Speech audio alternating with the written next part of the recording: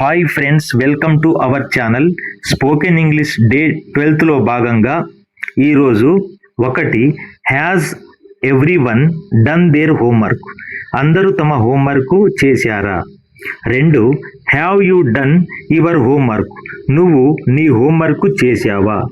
మూడు why have you not done your homework, నువ్వు నీ హోంవర్క్ ఎందుకు చేయలేదు. Fourth what did you do yesterday evening, నిన్న సాయంత్రం నువ్వు ఏమి చేశావు. Fifth what have you done since yesterday evening, నిన్న సాయంత్రం నుండి నువ్వు ఏమి చేశావు. Sixth how many of you have not done your homework, మీలో ఎవరెవరు హోంవర్క్ చేయలేదు. Seventh those who have not done their homework stand up, homework చేయని వారు లేవండి. Eighth those who have completed it raise your hands, పూర్తి చేసిన వారు చేతులు పైకి ఎత్తండి.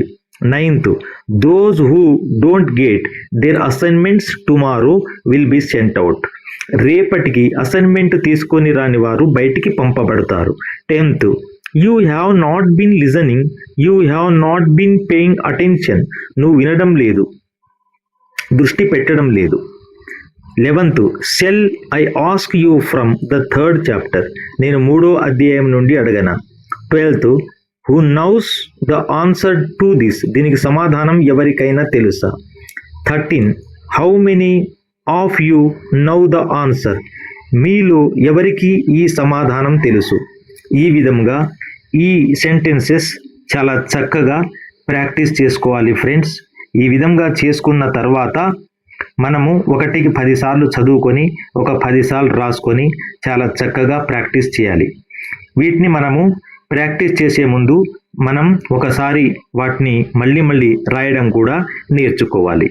ఇకపోతే 14th do you understand this, మీకు ఇది అర్థమైందా. 15th హ్యావ్ యూ అండర్స్టూడ్, మీకు అర్థమైందా. 16 షెల్ ఐ రిపీట్ ఇట్, నేను మళ్ళీ చెప్పను, నేను మీకు మళ్ళీ చెప్పనా. Do you have any doubts, మీకేమైనా సందేహాలు ఉన్నాయా. 18th does any one have any doubts, ఎవరికైనా సందేహాలు ఉన్నాయా. 19th does any one now the answer to this, who can tell the answer, ఈ ప్రశ్నకు ఎవరికైనా సమాధానం తెలుసా, సమాధానం ఎవరైనా చెప్పగలరా. 20 listen carefully I want repeat it, జాగ్రత్తగా వినండి, నేను మళ్ళీ చెప్పను.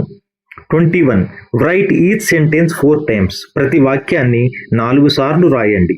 22 read out each sentence 3 times, ప్రతి వాక్యాన్ని 3 సార్లు చదవండి.